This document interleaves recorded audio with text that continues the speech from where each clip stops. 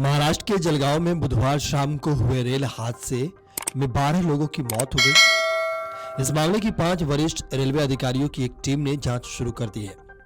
इससे पहले 13 लोगों की मौत का आंकड़ा सामने आया था, लेकिन अब रेलवे अधिकारियों की ओर से जानकारी सामने आई है।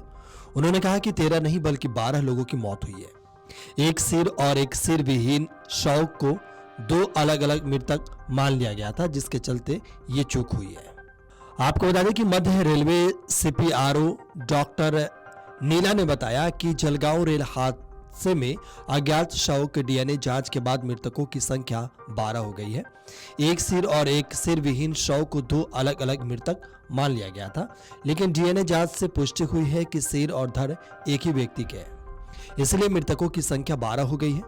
12 शव में से 10 की पहचान हो गई है और मृतकों के परिजनों को अनुग्रह राशि दे दी गई है। उनके शव को एम्बुलेंस के जरिए परिवारों द्वारा सुझाए गए वांछित स्थान पर भेज दिया गया है। आपको बता दें कि हादसे में मारे गए 12 लोगों में से 7 नेपाल के हैं। लक्ष्मी राम खतरू पासी उन 7 लोगों में से एक थे। उनके परिवार को न केवल उनकी मौत का दुख झेलना पड़ा, बल्कि उन्हें शत विशत शव से उनकी पहचान करने की अत्यंत दर्दनाक प्रक्रिया से भी गुजरना पड़ा है। आपको बता दें कि रेलवे अधिकारियों ने कहा कि जलगांव में आग की अफवाह के बाद पुष्पक एक्सप्रेस के चेन खींचकर रोके जाने के करीब 20 मिनट बाद कर्नाटक एक्सप्रेस वहां पहुंची थी।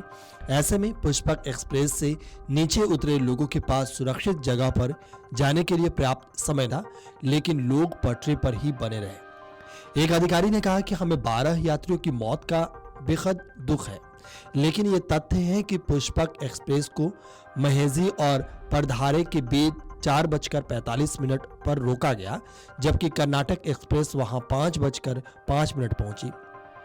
घटना के बाद यात्रियों की ओर से बनाए गए कई वीडियो भी इसकी पुष्टि करते हैं। यदि यात्रियों ने पटरी से दूर रहने के सामान्य सुरक्षा नियम का पालन किया होता तो इतनी बड़ी घटना टाली जा सकती थी। गौरतलब है कि पुष्पक एक्सप्रेस के कई यात्रियों ने दावा किया कि आग की अफवाह के बाद उनके पटरी पर उतरने के तत्काल बाद ही कर्नाटक एक्सप्रेस आ गई थी, जिससे लोगों को बचने का मौका नहीं मिला। वहीं अजीत पवार ने कहा कि यह अफवाह 2 व्यक्तियों उदल कुमार और विजय कुमार ने फैलाई है। दोनों एक चाय वाले की बात में आ गए। सबसे पहले चाय वाले ने अफवाह फैलाई कि ट्रेन में आग लग गई है। इसके बाद ट्रेन के अंदर अफरा तफरी का माहौल बन गया और चाय वाले ने खुद ही चेन खींच दी। जब ट्रेन धीमी होने लगी तो यात्री जान बचाने के लिए ट्रेन से कूदने लगे। पत्रकारों से बातचीत करते हुए अजीत पवार ने कहा कि रेलवे हादसे के बाद प्रशासन और अन्य बल सक्रिय हो गए और राहत एवं बचाव कार्य शुरू किया।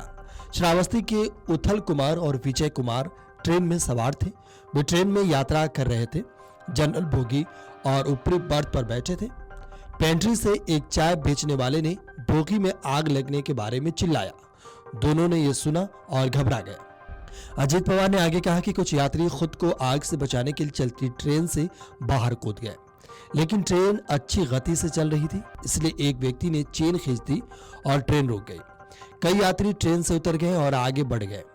रेलवे ट्रैक पार कर रहे थे। इसी सामने वाली पटरी से कर्नाटक एक्सप्रेस बहुत तेज गति से आई और रेलवे ट्रैक पर कर रहे यात्रियों को टक्कर मार दी, जिससे 12 लोगों की दर्दनाक मौत हो गई। Video desk अमरउजाला.com। अमर उजाला जीवांजलि के सारथी की मदद लें और महाकुंभ में स्नान जरूर करें।